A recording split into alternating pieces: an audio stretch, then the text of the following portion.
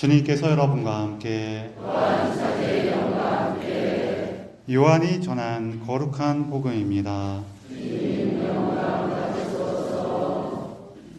그날 곧 주간 첫날 저녁이 되자 제자들은 유다인들이 두려워 문을 모두 잠가 놓고 있었다.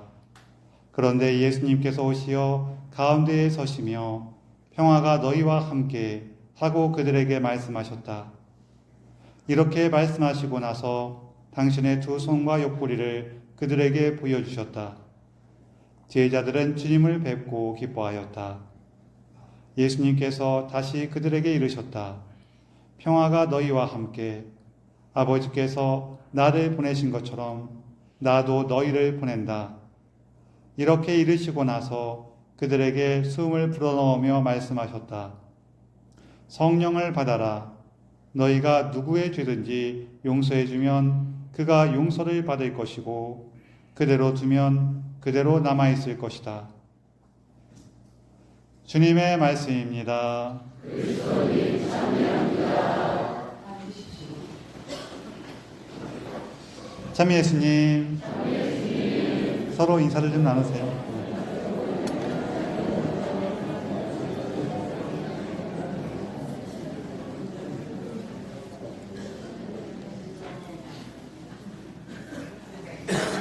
제가 특히 성령 강림 제축일 때마다 맨날 하는 얘기긴 한데요. 어떤 분이 이렇게 친구 아버지가 돌아가셨어요. 돌아가셨는데 지금이야 우리가 좀 사정이 생기면은 이렇게 휴대폰으로 연락하거나 또 이렇게 조의금 보내거나 뭐 그렇게도 하지만 예전에는 이렇게 장례가 나면은 다 찾아가 봤단 말이에요. 그래서 이분도 갈라 그랬는데 하필이면은 저 병에 걸린 거예요. 그래서 갈 수가 없게 됐어요. 그래서 자기 대신에 난 중학생 정도 되는 자기 아들을 대신 보낸 거예요. 그러니까 가서 이렇게 해라 하고 대신 조문을 보냈어요. 그래서 이 친구가 와서 이렇게 아버지 대신 조문을 하는데 처음에 보니까 이게 긴장되고 어색한 데다가 분명히 아버지께서 이렇게 하라고 하고 말씀해 주셨지만 막상 거기 가서 긴장되다 보니까 까먹어서 잘 못하겠는 거예요. 그래서 거기서 이렇게 있는데 저기 먼저 향에 불을 붙여갖고 향을 올리잖아요. 근데 그 장례 그 빈소에 가서 보면은 라이터도 없고 성냥도 없단 말이에요. 그리고 얘가 향을 들고 뭘로 불 붙여야 되지 이렇게 막 두리번 그러니까 옆에 계신 상주가 마찬가지로 지금은 그렇게 곡을 하진 않는데 옛날에는 상주가 거기 서서 아이고 이렇게 곡을 했단 말이에요. 그렇죠? 그래서 이 상주가 옆에서 아이고 이렇게 곡을 하다가 애가 이렇게 모음 하고 있으니까 아이고 초에 붙여라 그랬어요. 이렇게 초에 향을 붙였고 향을 올리고 나서 이제 절을 하는데 절을 한 번 하고 얘가 거기서 갑자기 고민이 된 거야. 분명히 아버지께서 두 번 하라고 한 것 같기도 하고 아닌 것 같기도 하고 그래갖고 한 번 절한 다음에 또 이렇게 모음 하면서 이러고 있으니까 여기 상주가 또 아이고 두 번 해라 아이고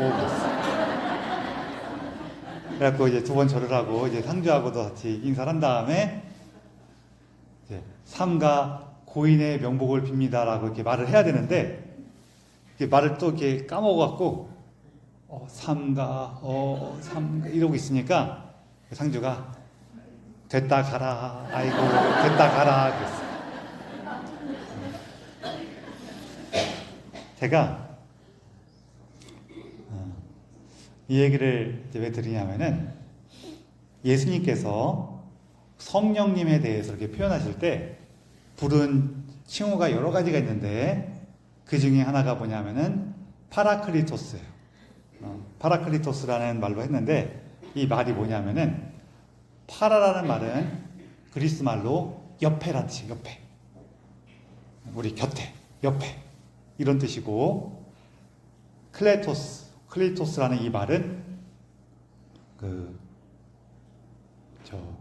부르다, 말하다 이런 의미가 있어갖고 이게 어떤 의미가 되냐면은 이제 옆에 부른 분, 옆에 부른 분 혹은 옆에서 말씀하시는 분 이렇게 해석할 수가 있어요.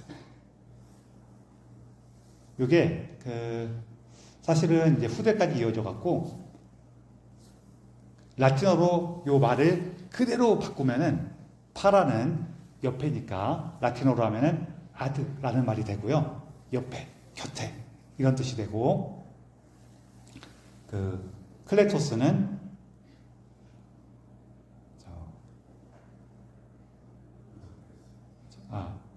보카투스가 돼요. 보카투스.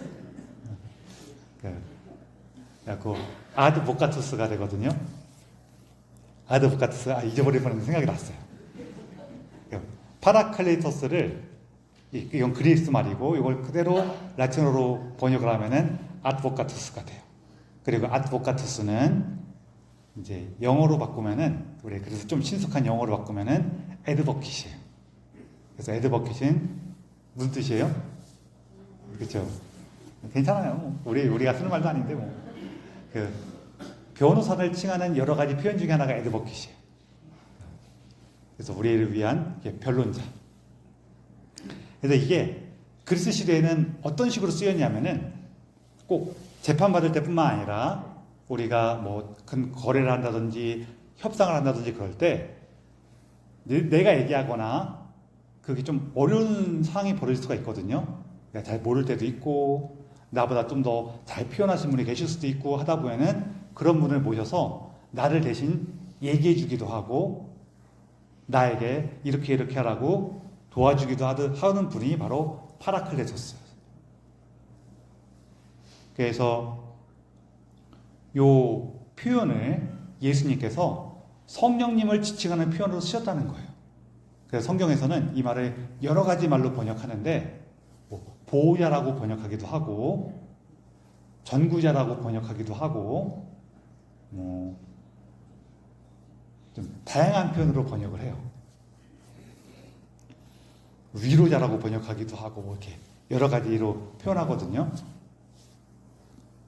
하지만 이분의 모습은 뭐냐면은 우리가 우리 곁에 불러보셔서 우리를 대신해서 하느님 아버지께 말씀해 주시기도 하고 실제로 성경에 나오죠. 우리가 미처 알지 못하는 것까지 우리 안에서 우리 곁에서 말씀해 주시는 분이 계십니다. 이렇게 표현하기도 하고 또 우리에게는 하느님의 뜻을 듣고 따르기 위해서 이렇게 하자라고 권해주시고 때로는 우리가 두려워하거나 지쳐 있을 때 우리를 위로하시고 격려하시는 분이기도 하고 그래요. 그러면서 이 성령님께서 오셨을 때 벌어지는 여러 가지 일들 중에서 지금 일독서가 굉장히 극적인 장면을 묘사하고 있어요. 일독서를 보면은 성령님을 받은 제자들이 나가서 복음을 선포하는데 이 복음이 어떻게 돼요? 거기 있는 여러 나라, 여러 지방에서 온 사람들이 섞여 있었는데 그 사람들이 그 얘기를 어떻게 들어요? 각자 자기들 나라 말로 들어요. 제가 어렸을 때 이걸 처음 볼 때에는 너무 부러웠어. 뭐가 부러웠냐면은 그래? 내가 성령님을 받으면은 영어 공부 안 해도 되는 건가? 부러웠는데 이거는 그냥 그렇게 외국어를 하게 된다는 의미가 아니라 그 이전의 문제를 해결해줘요. 우리 성경에서 보면은 성경적인 전통에서 보면은 이 사람들이 여러 가지 다른 말을 쓰게 된 원인이 뭐였어요? 그렇죠. 우리 구약 성경에 보면은 창세기에 바벨탑 사건이 나와요. 바벨탑 사건은 뭐 다들 아시겠지만 조금 설명을 드리면은 옛날에 사람들이 하늘까지 닿는 탑을 쌓으려고 그래요. 왜 쌓았을까요? 하느님께 도전하기 위해서. 그쵸? 정답인 것처럼 빠밤 하고 얘기했지만 사실은 성경에서는 그게 나오지 않아요. 성경에서는 하느님께 도전하기 위해서 바벨탑을 쌓았다라고 써있지가 않아요. 제가 이 얘기를 왜 굳이 말씀드리냐면은 우리가 하느님께 도전하는 것을 잘못 이해할 수가 있어서 그래요. 바벨탑을 쌓는 거는 뭐라고 표현되냐면, 물론 그 안에는 내부적으로는 하느님께 대한 도전이 담겨있긴 담겨 있어요. 그렇지만 명백하게 표현하고 있지는 않다는 거예요. 이 바벨탑을 두 가지 부분으로 볼 수가 있는데요. 한 가지는 이 사람들이 바벨탑을 어떻게 쌓을 수 있었냐. 거기 보면은 사람들이 돌 대신에 벽돌을 쓰게 되고 진흙 대신에 역청을 쓰게 됐다, 이렇게 표현되어 있어요. 이게 뭐예요? 기술이 좋아졌어요? 안 좋아졌어요? 기술과 능력이 좋아졌어요. 그러니까 사람들이 뭐라고 하냐면은 자, 우리가 이렇게 능력이 뛰어졌으니 저 하늘까지 이르는, 하늘에 닿는 탑을 쌓자. 그렇게 해서 이게 두 번째인 건데, 우리의 이름이 흩어지지 않게 하자 그래요. 여기에서 기술이 좋아져서 높은 탑을 쌓는 거는 이거를 우리가 하나님께 대한 도전으로 생각할 때가 있거든요. 근데 그렇지 않아요. 우리가 기술이 좋아지고 우리의 능력이 좋아지고 우리의 문명이 발달하는 것이 하나님께 대한 도전일까요? 도전이 아니죠. 여러분, 우리의 이 문명이 발달해서 옛날에는 많이 굶었는데 이제는 굶지 않게 됐어요. 좋아진 거예요? 안 좋아진 거예요? 그럼 이게 좋아진 게 하느님께 대한 도전이에요? 아니란 말이에요. 우리가 옛날에는 이렇게 가벼운 상처에도 쉽게 죽었는데 이제 문명이 발달해서 그렇게 가벼운 상처에는 죽지 않게 됐어요.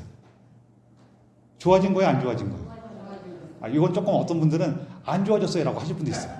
왜냐하면은 옛날에는 아프면 빨리 죽었는데 지금은 아파서 안 죽어요. 힘들어 죽겠어요. 안 좋아진 것 같아. 그럴 수가 있거든요. 그러신 분이 계실 수는 있지만 사실은 어떤 걸 얘기하는 거냐면, 옛날에는 녹송못에 찔리면은 한 두세 달 있다 죽을 수도 있었어요. 그렇죠? 지금 죽어요? 안 죽어요? 그 정도 갖고 안 죽어. 다행히. 그렇죠? 옛날에는 녹송못에 찔리면 죽을 수도 있었어요. 그렇죠? 지금은 녹슨물에 찔리면 병원 가서 주사 맞으면 괜찮아요. 그렇죠? 좋아진 거예요? 안 좋아진 거예요? 이런 걸 얘기하는 거예요. 그러면 내가 이제 옛날에는 죽을 수 있는 문제였는데 이제는 안 죽게 된 게 하느님께 대한 도전이에요? 아니에요. 이런 건 도전이 아니에요. 그래서 이처럼 우리가 문명이 발달하고 기술이 좋아지고 그래서 우리의 삶이 더 많은 것을 누리게 된 거는 하느님께 대한 도전이 아니에요. 그런데 어떤 게 하느님께 대한 도전이냐면은, 내가 이렇게 더 많은 걸 할 수 있게 됐어. 내가 이렇게 더 능력이 좋아졌어. 근데 보니까 쟤네들은 잘 못해. 으이그 저 못된 것, 저 모자란 것들, 나처럼 훌륭해야지. 니들 왜 이렇게 못났니? 이거는 뭐예요? 이거는 하느님께 대한 도전이에요. 왜요? 첫 번째로는 걔하고 나하고 하느님이 볼 때 달라요? 안 달라요? 안 달라요. 내가 무언가 더 능력이 좋거나 기술이 뛰어나다면은 하느님께서 이걸 나한테 왜 준 거예요? 같이 나누라고, 돌보라고 주신 거란 말이에요. 근데 나는 이것을 나누고 돌보는 데 사용하지 않고 뭐 했었어요? 나를 높이는 데 썼단 말이에요. 이거는 하느님께 대한 도전이에요. 그래서 우리가 바벨탑 얘기를 볼 때 하느님께 대한 도전이 뭔지를 조금 잘 이해를 하긴 해야 돼요. 그리고 이 바벨탑 사건은 우리 삶에서도 비슷하게 벌어지기도 해요. 우리 삶에서 우리 이제 가족들끼리 있을 때, 친구들끼리 있을 때 자기도 모르게 어떤 마음이 드냐면은, 내가 더 많이 노력하고 애쓰고 고생하고 희생하고 하다 보면은 어떤 마음이 들까요? 내가 이렇게 가족들과 친구들에게 봉사할 수 있으니 너무 기쁘고 행복하네. 더 많이 해야지. 이런 마음이 들어요? 아니면은 내가 이렇게 가족들과 친구들에게 열심히 희생하고 봉사하고 있는데 니들이 내 말 좀 들어야지. 이 마음이 들어요. 첫 번째요, 두 번째? 첫 번째요? 와, 훌륭하신 분들이 계시네. 저기 여러분, 남편하고 다투실 때, 아내하고 다투실 때, 내가 우리 가족을 위해서 이렇게 희생하고 봉사하고 있으니까 네 말을 들어줄게. 이러고 싸워요? 내가 이렇게 희생하고 봉사하고 내가 얼마나 열심히 하는데 내 말 좀 들어. 이러고 싸울 거 아니에요? 아니, 그래요, 안 그래요? 아니, 그게 사람 마음이 그렇단 말이에요. 그러면은 상대방이 뭐라 그래요? 내가 우리 가족을 위해서, 우리 친구들을 위해서 이렇게 헌신하고 애쓰고 노력하고 있는데 좀 내 말 좀 듣고 나를 존경해야 되지 않겠어? 이렇게 얘기하면 상대방이 뭐라 그래요? 아이고, 지금까지 미처 몰라뵀습니다. 죄송합니다. 앞으로 다시는 안 그러고 잘하겠습니다. 막 그러죠. 그래요? 아유, 그러신 분이 계시면 좀 뭐 축하합니다. 저기, 아유, 자네 참 고생 많았네. 아, 내가 미처 몰랐어. 고마워. 이러는 분이 계시면 참 다행이고, 근데 우리 알다시피 상대방의 수고와 노력을 아는 거는 성숙한 사람이 알아요? 부족한 사람이 알아요? 성숙한 사람이 알아요.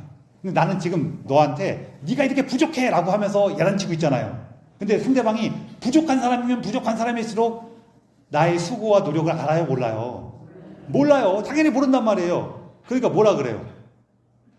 너만 했냐? 나도 했다! 막 그러면서 싸운단 말이에요. 서로 자기를 높이려고 그러면은 함께하게 돼요. 싸우게 돼요. 싸워요. 막 싸우다가 나중에 마지막에 하는 말이 뭐예요? 아우, 저놈하고는 뭐가 안 통해? 말이 안 통해. 그게 바벨이에요. 그게. 이스라엘 사람들은 원래 이 바벨이라는 말은 그 바빌론에서 유래한 말로 우리가 보이긴 하는데, 근데 이스라엘 사람들이 요거를 이스라엘 말에서는 발랄이라는 말이 갈라지다, 혼란되다 뭐 이런 뜻이에요. 그래서 이 나를 높이고 내가 이렇게 뛰어나가는 걸 과시해서 우리가 내 밑에 모여서 하나가 되게 만들려고 했더니 오히려 어떻게 됐다? 흩어지고 갈라지고 혼란에 빠졌다. 그 얘기를 하는 거예요. 그게 바벨탑이에요. 그리고 이거는 우리 삶에서도 벌어져요. 그런데 누가 오시면, 성령께서 오시면은 이 갈라졌던 마음이 하나로 합쳐지고 흩어졌던 사람들이 이제 함께 모일 수 있는 힘이 생겨요. 이게 성령께서 주는 힘이라는 거예요. 전에 어떤 분이 다른 건 다 괜찮은데 한 가지 너무 힘든 게 있었어요. 그게 뭐냐면은 애들이 우는 꼴을 못 보겠어. 애들이 울기만 하면은 너무너무 화가 나는 거예요. 갓난쟁이 얘기하는 게 아니라, 갓난애들은 보통 자기가 필요한 게 있어서 울고 그 필요한 게 채워지면은 보통은 또 이렇게 잠잠해져요. 그렇죠? 아주 예민한 친구들 빼고는 그래도 자기 필요한 게 해결되면은 금방 잠잠해져요. 그래요, 안 그래요?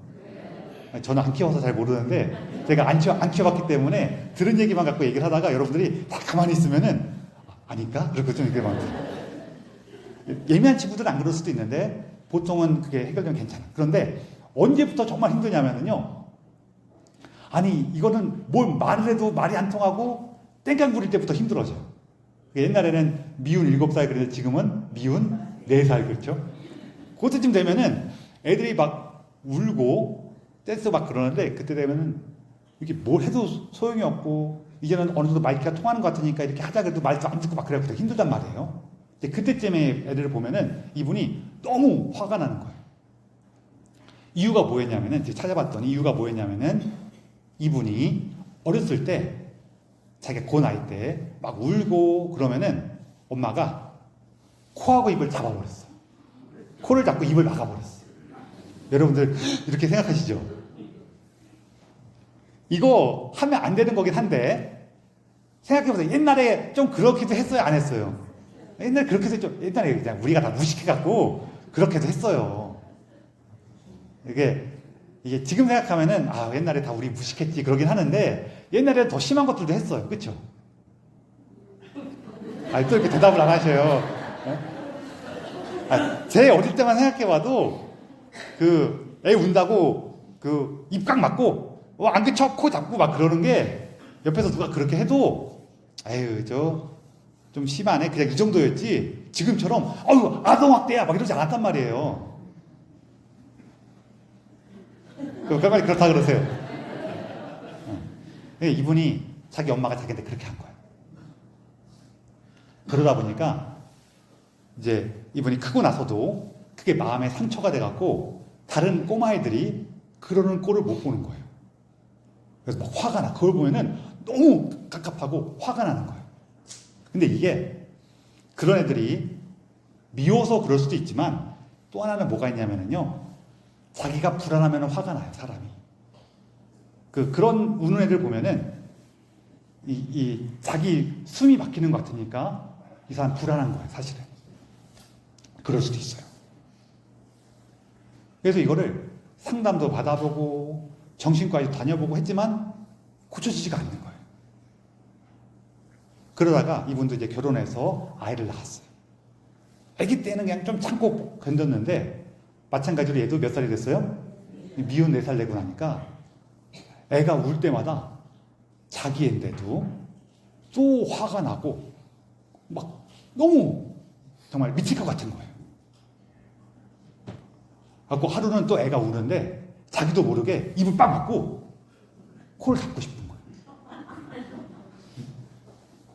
그래서 그렇게 화가 머리까지 올랐는데 갑자기 마음속에서 야 너는 네 엄마가 어떻게 해줬으면 좋겠어. 그 소리가 들려오더래요. 그래서 자기가 정말 자기 아이 입을 꽉 막으려고 그러다가 그냥 꼭 끌어안았대요. 꼭 끌어안았대요. 그랬더니 그 애도 계속 울면서도 엄마를 이렇게 끌어안더래요. 근데 그 순간 자기가 그렇게 병원도 다니고 했는데도 안 고쳐지던 게 그 순간 쫙 녹아서 흘러내리는 것처럼 없어지더라는 거예요. 그리고 그 순간부터 아이들이 울거나 땡깡 부리거나 그러더라도 그렇게 화나고 깝깝하고 그게 없더라는 거예요. 성령께서 이끄시는 거란 말이에요. 바로 이런 것들이.